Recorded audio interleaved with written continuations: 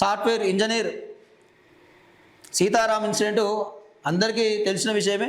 So భార్య రేణుక ఆమె ఎంత ఇక దుర్మార్గంగా ఉన్నదంటే ఇలాంటి వాళ్ళు ఉంటారా కూడా అనిపిస్తూ ఉంది. సో భర్త ఆత్మహత్య తర్వాత నెలకే ప్రియుడితో పెళ్ళి, సీతారాం కేసులో షాకింగ్ ట్విస్ట్ అటగా. సో ఇక్కడ భర్తని ఆమె వేధించింది, వేధింపులకు గురి చేసింది. ఆమె 6గురితో లవ్ అఫైర్ పెట్టుకుంది, 3గురితో అక్రమ సంబంధం పెట్టుకుంది. అది పెట్టుకోవడమే కాక ఆమె ప్రైవేట్గా వీడియోలు తీసుకొని తన భర్తకే చూపించడం, వేధింపులకు గురి చేయడం.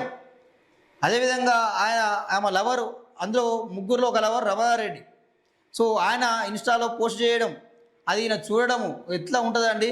ఇప్పుడు భార్య వేరే అతని పక్కలో కనిపించే వీడియో చూస్తే మనకి ఎట్లా ఉంటుందండి, ఏమనిపించాలి? ఇక నా బతుకు ఎందుకు అనిపించింది ఆయనకి. నా బతుకు ఎందుకు, నేను ఎందుకు బతకాలి? నాకు సాఫ్ట్వేర్ ఉద్యోగం ఉంటేంది, 2 లక్షల జీతం ఉంటేంది, ఈమె రాసయ్యలు, ఈమె కాలయాపాలు, అంటే ఈమెకి ఏంది, భర్తనో సంసారమో పిల్లలో ఇవేమి ముఖ్యం కాదు.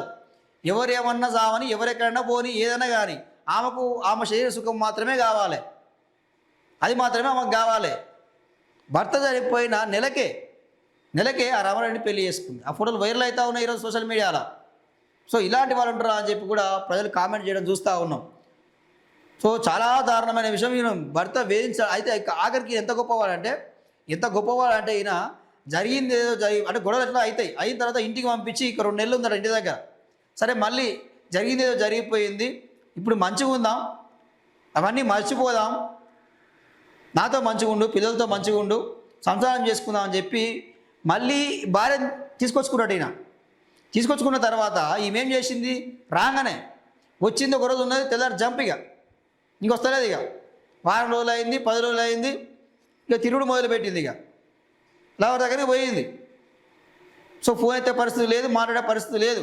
సో ఆ వీడియోలన్నీ చూసిండు ఆయన, మనస్తాపానికి గురై తట్టుకోలేక ఇక నా బతుకెందుకు అని చెప్పి ఆయన హుస్సేన్ సాగర్లో దూకి చనిపోయడం జరిగింది.